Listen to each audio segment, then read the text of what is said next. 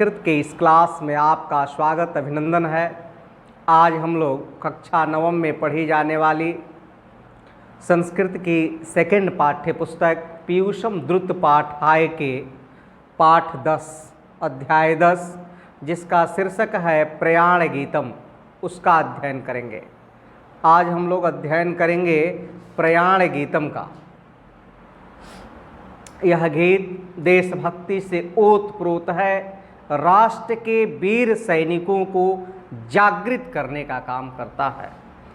यह पाठ प्रयाण गीतम में देशवासियों को देश की सुरक्षा करने का आह्वान किया गया है। कभी देश के वीर प्रवीरों को जान की बाजी लगाकर देश की रक्षा करने की सलाह दिया है इन पंक्तियों के माध्यम से।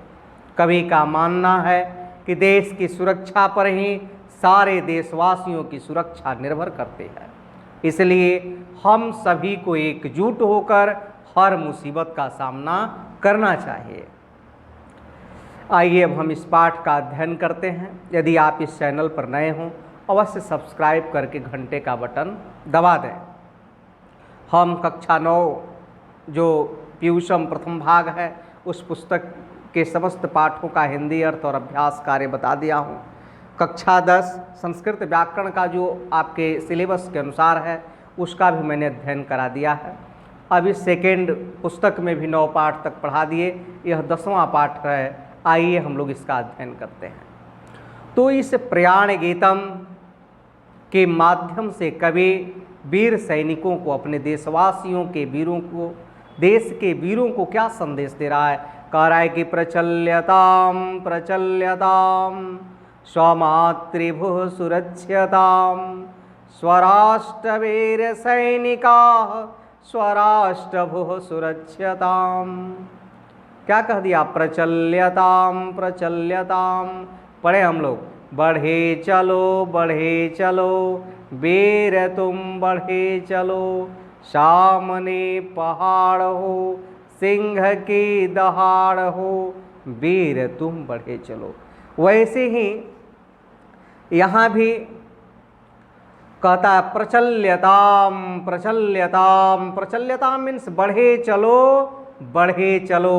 स्वमातृभुः, स्व मीन्स अपना, मातृ मीन्स माता, भू मीन्स धरती, अपनी धरती माता की सुरक्षताम, सुरक्षा में। तो पहले लाइन का क्या अर्थ हो गया? प्रचल्यताम प्रचल्यताम स्वमातृभुः सुरक्षताम, अपनी भारत माता की सुरक्षा में बढ़े चलो। स्वमातृभुः सुरक्षताम प्रचल्यताम प्रचल्यताम, अपने भारत माता की सुरक्षा में बढ़े चलो। आगे लिखता है स्वराष्ट्रवीर सैनिका। स्व मीन्स अपने, राष्ट्र मीन्स देश, वीर मीन्स वीर, सैनिका मीन्स सैनिक। अपने देश के आप क्या हो? वीर सैनिक हो। स्वराष्ट्रभुः सुरक्षताम, अपने देश और धरती की, स्व मीन्स अपना, राष्ट्र मीन्स राष्ट्र, भू मीन्स धरती, और सुरक्षता मीन्स सुरक्षा करो। स्वराष्ट्र वीर सैनिका, आप इस राष्ट्र के वीर सैनिक हो। स्वराष्ट्र भुः सुरक्षताम, अपने राष्ट्र अर्थात देश और इस देश की धरती को सुरक्षताम, सुरक्षा प्रदान करो। तो हम लोगों के पहले पद्य का क्या अर्थ हो गया कि अपने भारत माता की सुरक्षा में बढ़े चलो। आप इस राष्ट्र के वीर सैनिक हो, अपने राष्ट्र और धरती की सुरक्षा करो। आगे दूसरा पद्य लिखता है कि स्ववक्षसाम पराक्रमैः प्रबुद्ध युद्ध संक्रमैः वाम दक्ष पूर्वकम पदक्रमैः। कह रहा है कि स्ववक्षसाम पराक्रमैः, अपने वक्ष से, स्ववक्षसाम मीन्स अपनी छाती पर जो भी तुम्हारा है, स्व मीन्स अपने, अवक्ष मने छाती होता है, पराक्रमैः अपने पराक्रम से, प्रबुद्ध युद्ध संक्रमैः, प्रबुद्ध मने ज्ञान, अयुद्ध मन युद्ध, संक्रमण मन संक्रमण, जो भी युद्ध है अपने पराक्रम से उसे क्या करो, विजय प्राप्त करो। वाम दक्ष वाम दक्ष, वाम दक्ष, वाम दक्ष का मतलब हो गया बायां दायां, बायां दायां, यानी लेफ्ट राइट लेफ्ट राइट, जो यानी तुम्हारे कदम हैं। पूर्वकम पद क्रम है, जो आपके क्रम हैं वह एक साथ हो, बायां तो बायां और दायां तो दायां, ऐसा लिखा वाम दक्ष वाम दक्ष, दोनों एक साथ मिले। यदि बायां उठता है तो हम सबका एक साथ उठना चाहिए, और राइट हो रहा है तो एक साथ राइट होना चाहिए, एक साथ लेफ्ट और एक साथ राइट। पूर्वकम पद क्रम है, ऐसे ही हमारा जो पद का क्रम है एक साथ चलना चाहिए। तो लिखा स्वक्षसाम पराक्रमैः प्रबुद्ध युद्ध संक्रमैः वाम दक्ष पूर्वकम पद क्रमैः। क्या कह दिया कवि कि आप अपने पराक्रम से जो युद्ध का बहुत बड़ा संक्रमण है उसमें विजय प्राप्त करो। कब करोगे, जब तुम्हारे दोनों कदम एक साथ उठेंगे, सबका कदम एक साथ लेफ्ट और एक साथ राइट, यानी हम सभी एक समूह में होंगे, एक साथ होंगे, तब हम युद्ध में विजय प्राप्त कर लेंगे। आगे लिखता भी है तीसरे पद्य में कि पदम पदम सहैव नैव करहिचित् पृथग भवेत् प्रचंड शत्रुमंडले अपि साहसम न वह पतेत्। कह रहा है पदम पदम, जो एक एक पद माने कदम, जो हमारा एक एक कदम है, सहैव एक साथ हो, बायां चल रहा है तो बायां, और फिर दाहिना रखे हम तो सबका क्या हो, दाहिना हो।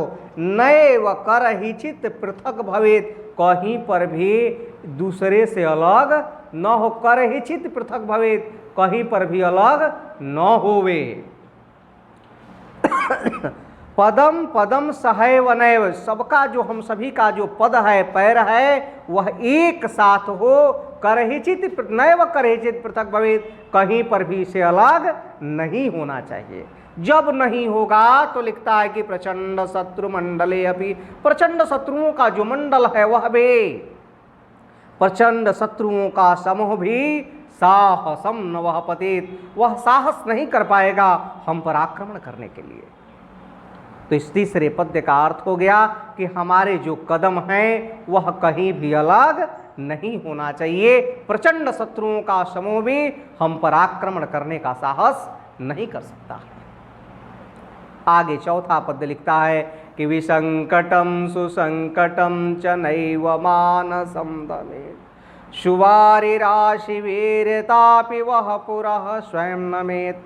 कह रहा है कि विसंकटम, कोई भी संकट आ जाए, बहुत बड़ा से बड़ा संकट आ जाए, सुसंकटम या सुसंकट आ जाए, कोई भी आपत्ति आ जाए, कोई भी विपत्ति आ जाए, नैव मानसं दमेत्, कभी भी मन से हार नहीं मानना चाहिए। कहा भी गया अपने यहाँ मन के हारे हार है और मन के जीते जीत, इसलिए मन को हारने नहीं देना है। कितना हो बड़ा आपत्ति आ जाए, कितना हो बड़ा संकट आ जाए, लेकिन मन से हारना नहीं है। आगे कवि संदेश दे रहा है कि सुवारि राशि वीरतापि, आप वीरता की क्या हो, एक बहुत बड़ी राशि हो, एक बहुत बड़ा पुंज हो, एक बहुत बड़ा कुंड हो, वह पुरः स्वयं नमेत्, जब तुम खड़ा रहोगे अपने स्थान से नहीं हिलोगे, स्वयं नमेत्, तो वह तुम्हारा जो शत्रु है स्वयं तुम्हारे सामने आकर के झुक जाएगा। चौथे पद्य का अर्थ हो गया कि कितना हो बड़ी आपत्ति आ जाए, संकट आ जाए, मन से हमें हार नहीं मानना है। हम वीरता के राशि हैं, यदि हम अटल रहेंगे, एक स्थान पर रहेंगे, तो शत्रु स्वयं आकर के झुक जाएगा। आगे पांचवां पद्य लिखता है कि न लोभतो न मोहतो अपि मार्ग भ्रष्टता भवेत् समस्त विश्वमंडले वले बलिष्ठता भवेत्। कह रहा है कि न लोभतो, न लोभ के कारण, न मोहतो, नहीं मोह के कारण मार्ग भ्रष्टता भवेत्, मार्ग भ्रष्टता नहीं होनी चाहिए। लोभ और मोह के कारण हम देश की सुरक्षा, हम देश के सिपाही हैं, हम देश के रक्षक हैं। न लोभतो न मोहतो अपि, न लोभ के कारण और न ही मोह के कारण मार्ग भ्रष्टता भवेत्, कहीं पर भी हमें पथ भ्रष्ट नहीं होना है, मार्ग भ्रष्ट नहीं होना है। समस्त विश्व मंडले, इस समस्त विश्व के मंडल में बले बलिष्ठता भवेत्, तब हमारे बल और बलिष्ठता की क्या होगी? चर्चा होगी। बल और बलिष्ठता हमारा कायम होगा कब? जब न हम लोभ और न ही मोह के कारण पथभ्रष्ट होंगे। तो संदेश दे रहा है कवि जो है, हमको आपको सबको यह संदेश दे रहा है कि हम इस देश के वीर सैनिक हैं। और पांचवें पद का अर्थ क्या हो गया अब? कि न लोभ के कारण और न ही मोह के कारण हमें पथभ्रष्ट होना चाहिए, तब समस्त विश्व के इस मंडल में हमारे बल और बलिष्ठता की स्थापना होगी, कोई भी हमसे आंख मिलाने वाला नहीं होगा। आगे लिखता है कि स्वमार्ग मध्य उत्थितः स पर्वतो निपत्यताम सुगर्जतो रिपोरदावली क्षणे निसात्यताम। कह रहा है कि स्वमार्ग मध्य, स्व माने अपने, मार्ग माने रास्ता, मध्य माने बीच में, उत्थित माने खड़ा, पर्वतो माने वह पहाड़ भी, निपात्यताम उसको क्या कर जाना है? लांघ जाना है। यदि रास्ते के बीच में पर्वत भी आ जाए, पहाड़ भी आ जाए, तो उस पहाड़ को हमें पार कर जाना है, लांघ जाना है। जब हम लांघ जाएंगे तो सुगर्जतो रिपोरदावली क्षणे निसात्यताम, तो वह सुगर्जतो यानी गर्जन करने वाला, रिपो माने शत्रु, शत्रुओं का जो रदावली है, समूह है, क्षणे निसात्यताम, क्षण में ही समाप्त हो जाएगा, क्षण में ही शांत हो जाएगा। तो छठे पद्य का अर्थ हो गया कि यदि अपने मार्ग के बीच में, यदि जिस रास्ते पर मैंने चल दिया है उस रास्ते के बीच में यदि पहाड़ भी खड़ा मिल जाए, निपात्यताम, तो हमें उसको क्या कर देना है? लांघ जाना है, पार कर जाना है। जब वह पार करते हुए हमारा शत्रु देखेगा तो सुगर्जतो रिपोरदावली क्षणे निसात्यताम, तो वह गर्जना करने वाला शत्रुओं का समूह भी क्षण भर में ही शांत हो जाएगा, उसे हमारी वीरता का पता चल जाएगा। आगे सातवां पद्य देखते हैं। यह लिखता है कि सुगर्जितो अर्जितेन रिपो पराजितो भवेत् स्वरक्षणं न लक्षयन् स्वयं वाश्रितो भवेत्। कह रहा है कि सुगर्जितो अर्जितेन वो रिपु पराजितो भवेत्, वह गर्जना करने वाला, रिपु शत्रु भी पराजितो भवेत्, पराजित हो जाएगा। जब हम अपने कदम को नहीं रुकने देंगे, शत्रु के सामने अपने साहस को नहीं खोएंगे, एक साथ जब हम अपने कदम को बढ़ाते हुए आगे बढ़ेंगे तो सुगर्जितो अर्जितेन वो रिपुः पराजितो भवेत्, तो वह गर्जना करने वाला शत्रुओं का समूह भी पराजित हो जाएगा। और आगे लिखता है नीचे की लाइन में कि स्वरक्षणम न लक्षयन्, स्वरक्षणम माने अपनी रक्षा करना, न लक्षण, हमारा ऐसा लक्ष्य नहीं होना चाहिए, सिर्फ अपनी रक्षा करना ही हमारा लक्ष्य नहीं होना चाहिए। स्वयं आश्रितो भवेत्, और स्वयं हमें किसी पर आश्रित भी नहीं होना चाहिए। यह एक संदेश दे रहा है, बहुत अच्छी लाइन है इस जीवन के लिए कि स्वरक्षणम न लक्षयन् स्वयं वाश्रितो भवेत्। कह रहा है कि स्वयं रक्षा, स्वयं अपने आप की रक्षा कर लेना ही हमारा लक्ष्य नहीं होना चाहिए, और स्वयं को किसी पर आश्रित भी नहीं करना चाहिए। यहाँ आत्मनिर्भर भारत का निर्माण हो रहा है और सबको क्या होना चाहिए? आत्मनिर्भर होना चाहिए।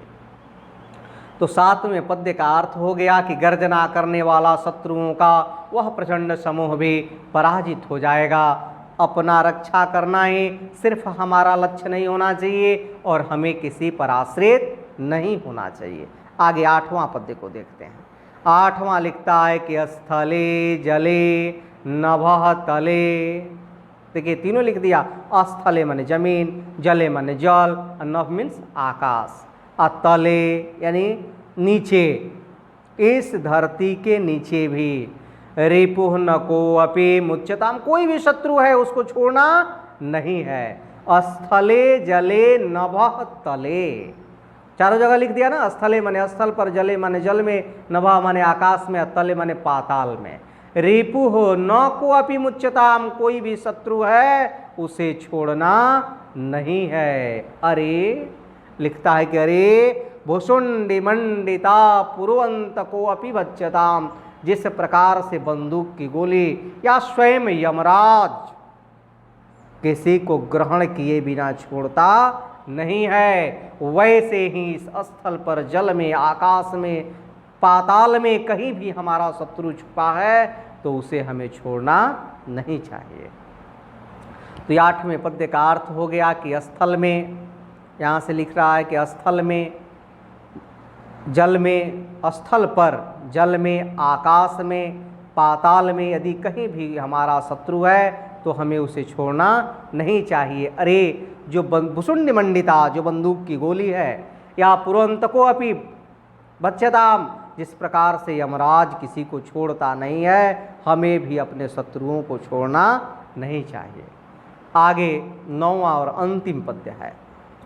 यह 9वां और अंतिम पद्य यह संदेश दे रहा है, यह प्रयाण गीत है, जागरण गीत है, एक जागरण को उत्पन्न कर रहा है हमारे अंदर।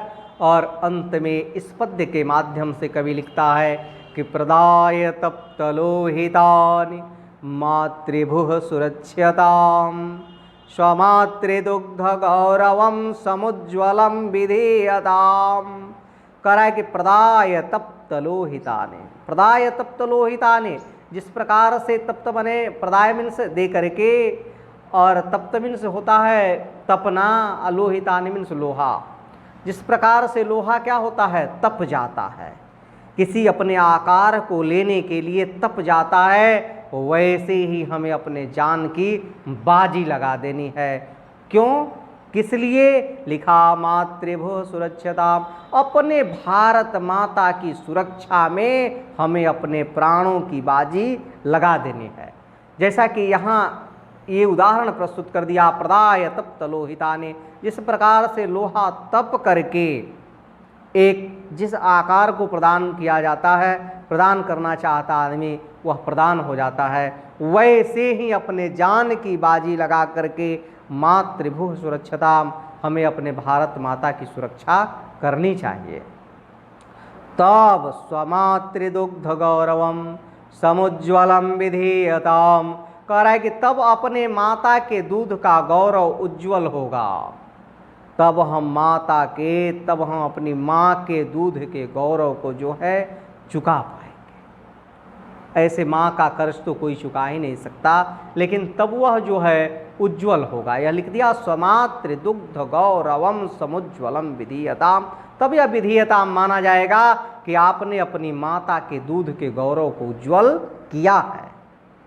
तो 9वें पद्य का अर्थ हो गया कि अपने प्राणों की बाजी लगाकर भी हमें अपने भारत माता की सुरक्षा करनी चाहिए और अपने माता के दूध को, दुग्ध के गौरव को उज्जवल बनाना चाहिए।